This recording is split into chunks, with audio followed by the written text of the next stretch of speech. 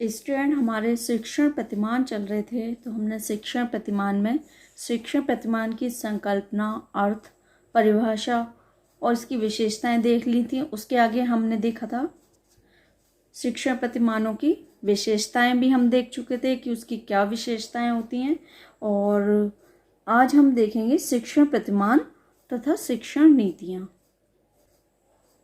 और क्योंकि ये छोटा सा टॉपिक है तो इसलिए हम इसके आगे का भी थोड़ा सा देख लेंगे कि क्या है।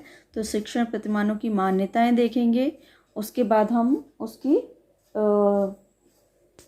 तत्व देखेंगे। शिक्षण प्रतिमान के तत्व देखते हैं हमारा कितना हो पाता है, और ज़्यादा लंबा वीडियो हो गया तो छोड़ देंगे, फिर नेक्स्ट वीडियो में अपलोड कर दूंगी। लेकिन आज हम शिक्षण प्रतिमान तथा शिक्षण नीतियाँ देखेंगे। उससे पहले हम थोड़ा सा शिक्षण प्रतिमान का अर्थ देखेंगे कि शिक्षण प्रतिमान क्या होते हैं और शिक्षण प्रतिमान का क्या उद्देश्य होता है। तो ये आप लोग पहले भी मैं बता चुकी हूँ, फिर भी एक बार और बता देती हूँ कि शिक्षण प्रतिमान क्या होते हैं। तो शिक्षण प्रतिमान किसी भी बड़ी चीज़ का छोटा रूप, यानी कि जिसे मॉडल भी कहते हैं। प्रतिमान का मतलब होता है किसी बड़ी चीज़ का छोटा रूप, और क्योंकि हम उस चीज़ को शिक्षण में यूज़ करते हैं तो वो हमारे शिक्षण प्रतिमान हो जाते हैं, यानी कि मॉडल्स ऑफ टीचिंग।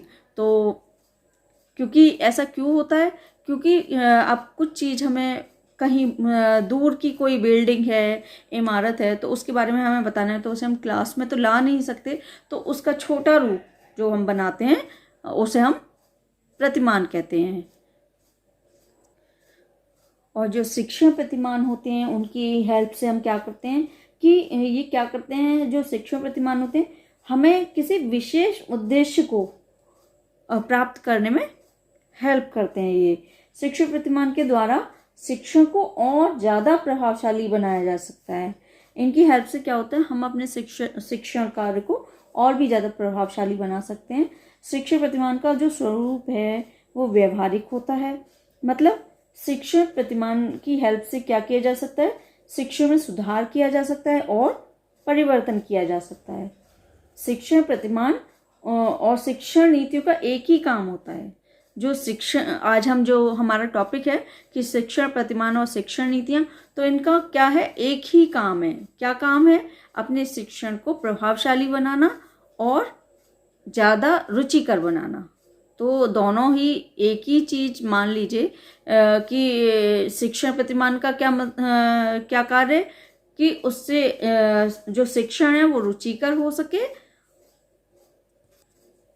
और प्रभावशाली हो सके, और शिक्षण नीतियां भी शिक्षण कार्य को रुचिकर और प्रभावशाली बनाने के लिए यूज की जाती हैं। तो दोनों का एक ही काम होता है, ठीक है। शिक्षण प्रतिमान और शिक्षण नीति को मैंने बताया एक ही काम होता है, ये भी बता दिया कैसे, वही कि शिक्षण को प्रभावशाली बनाना और रुचिकर बनाना। लेकिन एक चीज है कि शिक्षण प्रतिमान जो है वो शिक्षण नीतियों से ज्यादा व्यापक है, ठीक है।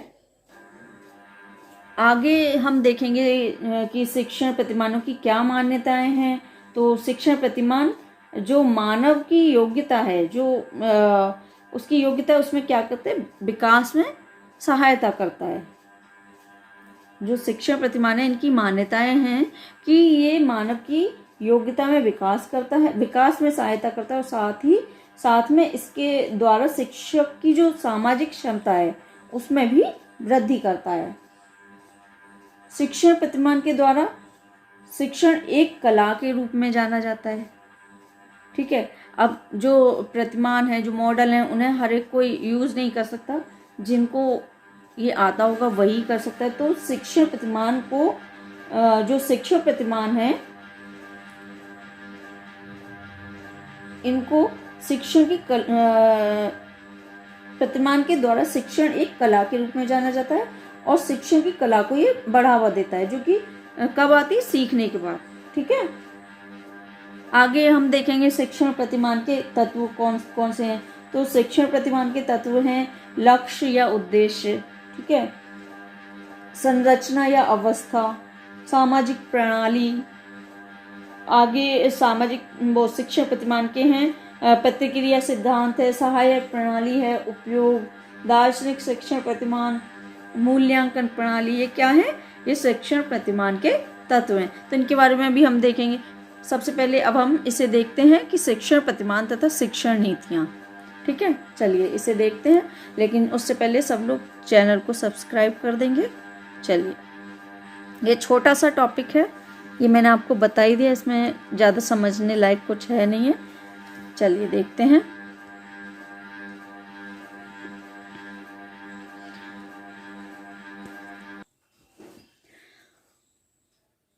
शिक्षण प्रतिमानों और शिक्षण नीतियों का एक ही प्रकार का कार्य है। देखिए, अभी मैंने बताया था कि दोनों का एक ही प्रकार का कार्य होता है। क्या होता है? वो शिक्षण में सुधार करना, शिक्षण को प्रभावशाली बनाना और शिक्षण में परिवर्तन लाना। ठीक है, और उसे रुचिकर बनाना। चलिए देखते हैं। एक शिक्षक इन दोनों माध्यमों का प्रयोग कर उद्देश्य के अनुसार शैक्षिक वातावरण उत्पन्न करता है। शिक्षण की प्रक्रिया से मूल्यांकन की प्रक्रिया एक अनिवार्य क्रिया है। शिक्षण नीतियां केवल नीति निर्धारित करती हैं। शिक्षण के मूल्यांकन से इनका कोई प्रत्यक्ष संबंध नहीं होता। ये समझ में आ गया होगा कि इनका कार्य क्या है।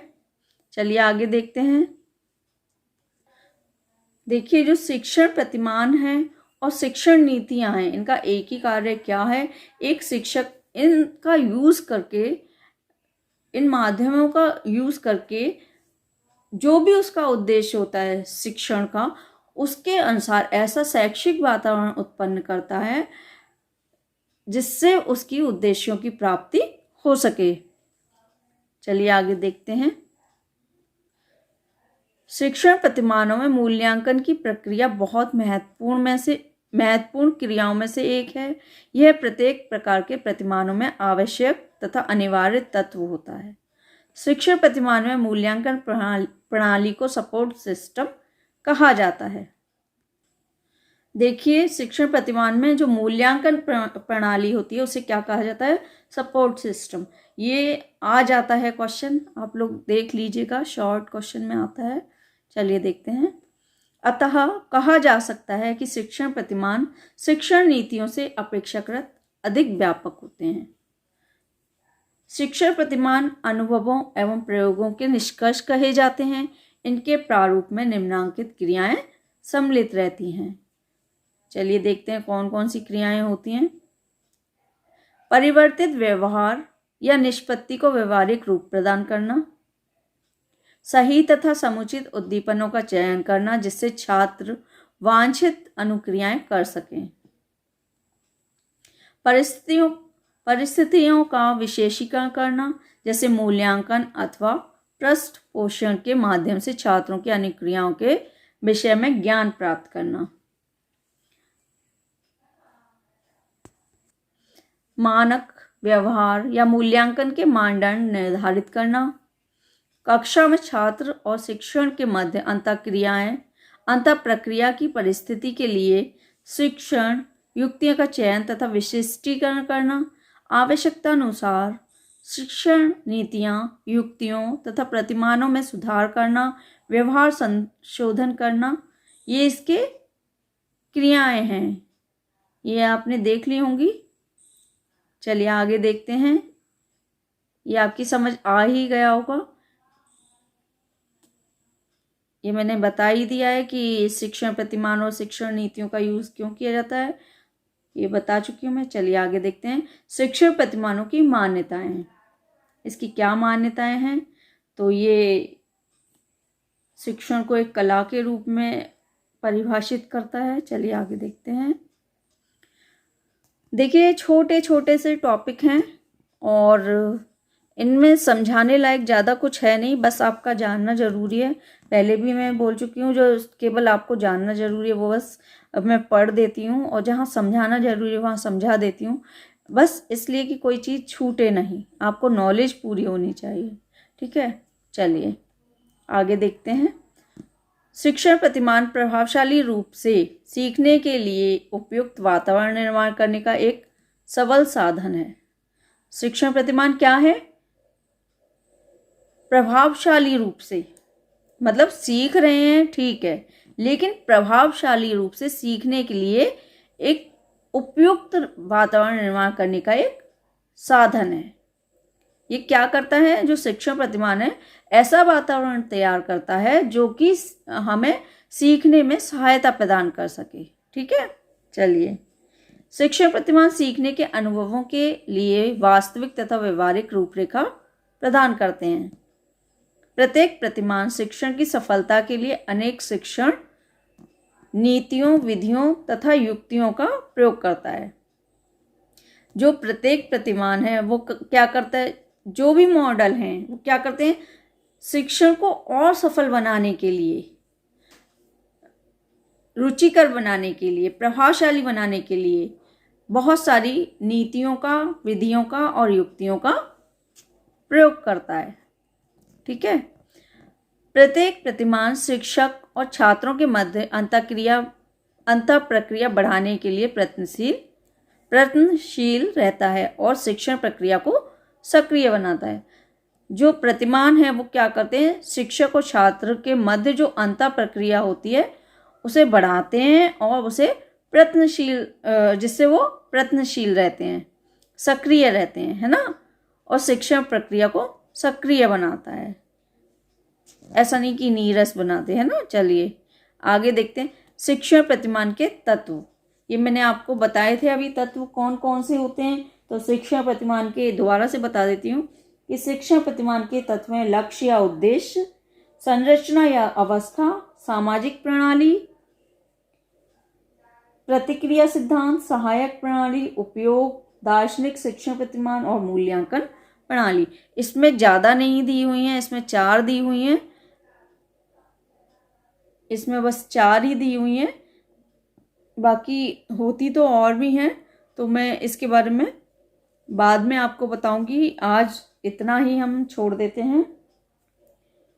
आपकी समझ आ ही गई होगी, और नहीं आई हो तो आप लोग कमेंट कर सकते हैं, पूछ सकते हैं जहाँ भी आपको दिक्कत हो, या कोई भी ऐसा टॉपिक हो जो कि मैंने नहीं समझाया हो और आपको समझना हो तो आप लोग कमेंट करके बता सकते हैं। बाकी जो लोग नए हैं चैनल को सब्सक्राइब कर दीजिए, लाइक शेयर कमेंट करते रहिए। Thanks for watching.